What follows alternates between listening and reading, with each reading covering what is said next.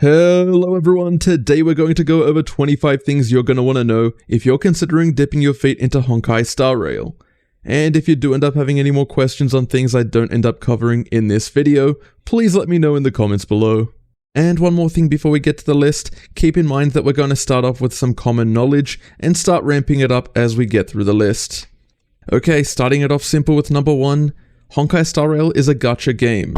Now, if you don't know what this means, in a nutshell, you don't unlock characters in the traditional gameplay methods.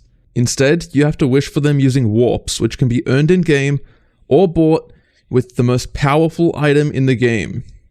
You must credit card. All jokes aside, since Honkai Star Rail may be a first gacha game for many of you, I thought it would be a good way to start the list with a little warning.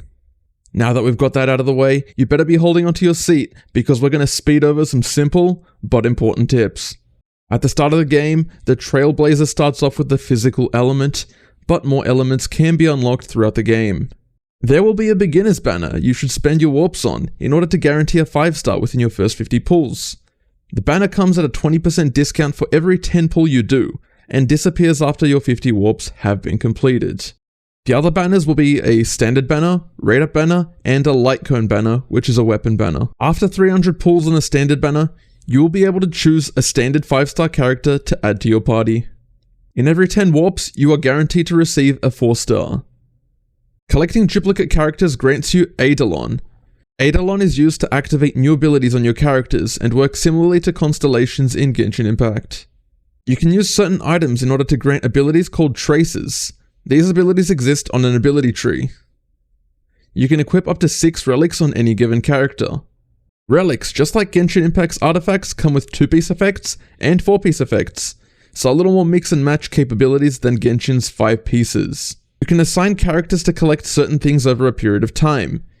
These can include materials, character XP, Lightcone XP, credits, which are the main currency in the game, and synthesis materials which can be used to cook and craft.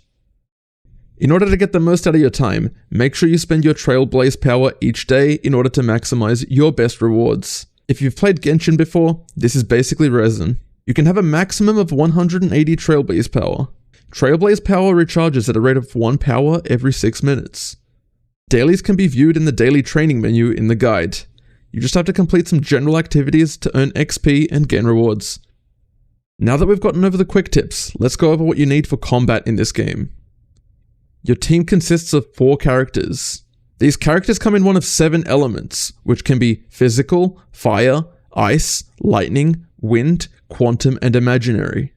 Next to number 18, we have character paths. There are 7 character paths which help you determine what the character is good at. There's the destruction path, which is good at dealing damage and has good survivability. There is the hunt, which has huge single target DPS. There's the erudition, which deals AoE damage. The Harmony provides buffs to their allies. The Nihility inflicts opponents with debuffs. The Preservation protects allies. And finally, the Abundance heals your allies. Number 19.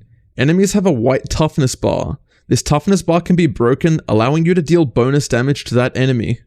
Number 20. If you initiate combat via an attack the opponent is weak to, you will start the encounter with the opponent having a damage toughness bar. Number 21. The toughness bar can be broken faster by attacking an enemy with attacks it's weak to. You can kinda think of it like weaknesses from Pokemon.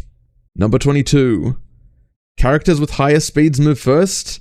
Again, similar to Pokemon. Now, depending on the character, more speed or less speed may be a good thing, so keep that in mind.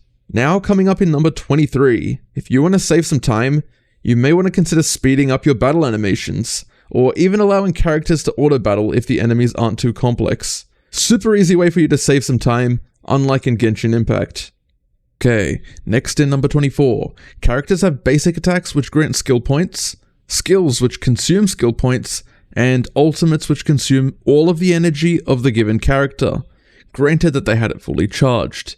Keep in mind that skill points are shared among the team, but energy is per individual character. Now you've made it this far, so let's jump into number 25. Honkai Star Rail is broken up into zones which you're able to walk around in.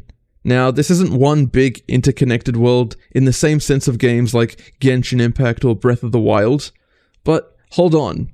If collecting materials from halfway across the world or scaling mountains was the bane of your existence in games like Genshin, then this might not be such a bad thing.